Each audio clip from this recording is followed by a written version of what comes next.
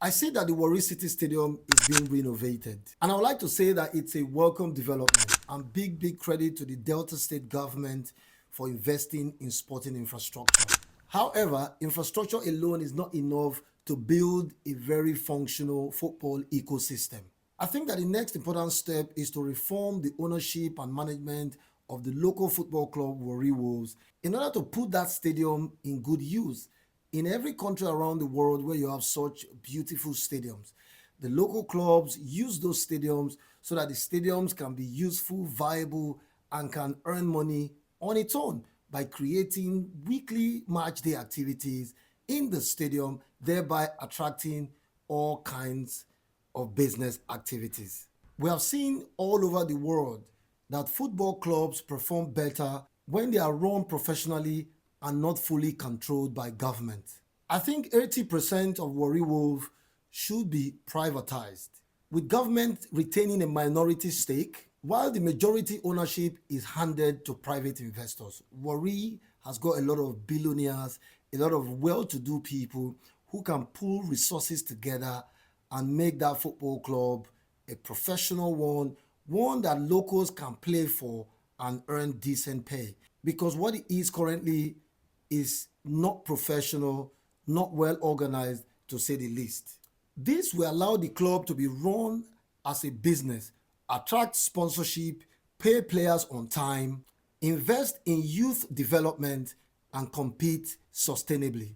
Government involvement should be policy and oversight level and not a day-to-day management of the club. And that is what you have across Nigeria, which is the reason why most football clubs in Nigeria are absolutely unprofessional. Players are not well paid. Even if they are paid peanuts. Players in the Nigerian league cannot survive without going outside of Nigeria. They go even to places like Iraq. They go to places like Sudan. They go to places like Tanzania because those countries pay better than Nigeria.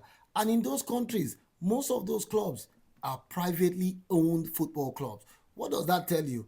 If we adopt that same policy in Nigeria, let individuals run football clubs like business and let government hands over, even if not completely, at least 80%, so that government just perform oversight, duties rather than day-to-day management.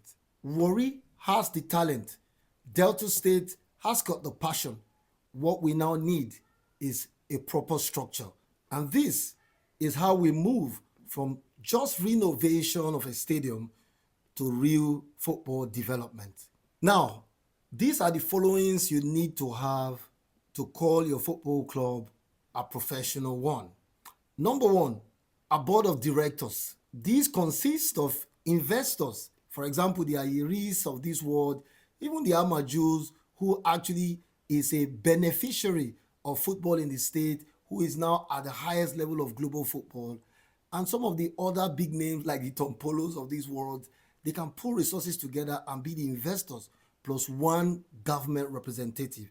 That will make up the board of the football club called Warri Wolves Football Club. And their focus will be strategy, finance, and long-term vision. And then you have a CEO, a managing director. He runs the club like a company, not a politician, not a civil servant. And that is what we have across Nigeria right now. And we can all see the result. A league that is called a professional league, but is absolutely unprofessional. And then you go to the sporting director. This person handles football matters squarely. Things like recruitment, youth system, and club's philosophy. And then you've got the head coach. You know the job of the head coach. That need not to be explained. But just for the record, he reports to the sporting director and he is chosen on merit, not connection, like we do always in Nigeria. And if you have all of these in place, you become a serious club.